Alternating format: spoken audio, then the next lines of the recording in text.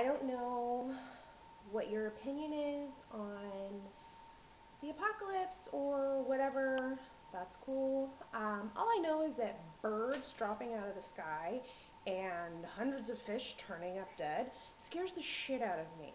So, um, I just need to say something. I had a couple experiences, and I feel like it's my job to share it because I know there's some people that are going through it, and if I could just help those people in some way, maybe a little bit of guidance or whatever. Um, Definitely not an apocalypse story, but more of just a take this information and do with it what you will kind of thing. I need to share what happened to me. Okay, so it's a really long story, and I can guarantee it's going to take a couple installments because it's there's a lot involved, and it goes back quite a few years, but it makes sense when I actually say all of it. So please bear with me. And I do have a daughter, a little baby, so if she's running around making noise, that's what it is a little baby girl running around squeaking. She's cute. Okay, so um, I went to a very religious private school. It was a really nice school. It was very forward thinking, and looking back, I got a really good education, which I'm very happy about. Um, One of the more forward thinking parts of the school was something called a senior project. You had the entire, well, not the entire, but almost your entire senior year to work on one project. It was a huge deal, and you had to read a huge amount of work or papers on it. You had to read books, and then you had to type this huge long essay with footnotes, and it was very college style.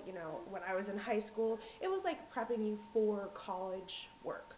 Um, but the cool thing was, since it was such a pain in the ass and there was so much involved, you could do it on any topic you wanted. So, me being the pain in the ass, obnoxious brat that I was, going to a religious high school, I decided that I wanted to do it on witchcraft to, well, piss people off, which it did. Surprisingly enough, after the year I graduated, religion was no longer allowed to be a topic. So um, that says anything. But it had this huge thing. You had to write the paper. I had to change hands. My arm was getting tired. You had to write the paper. You had to do a visual presentation, and I did a great job. I got a great grade. It was fun. I had a lot of fun. I did a visual presentation. I did the altar, and I made garbs. But I also started practicing, like doing little rituals and stuff like that. And I mean. Casting spells in my bedroom at 3 o'clock in the morning, naked, covered in oil, kind of thing. I had no idea what I was doing. None. I was dabbling in some not so safe stuff. So I never really fully gave into it though. It never felt right to me to say the goddess and the god. I always still, in my heart, felt it was just God and the Lord, and so I did a couple years, and I ended up coming back to Jesus, and I am very much a Christian, and I very much believe in God. So that being said, as I was going through all of these, um, studying for this paper, a couple things started happening to me, and I didn't make the correlation back then. I didn't make the connection at all. But in hindsight, I see what was going on now, and these things happened to me for quite a few years, and I had no idea why or where or how to stop it or anything to that effect until one day I had kind of a breakthrough. So here's my story. Um, Things would happen to me at night, weird things, but they always happened so fast to where I was like, did that really just happen? No, I'm just imagining things. But they happen so much. Like, for example, the first two things I remember them because they were the first two ones and they were in really quick succession. Like, I want to say, like maybe 2 nights apart. I don't remember which one happened first.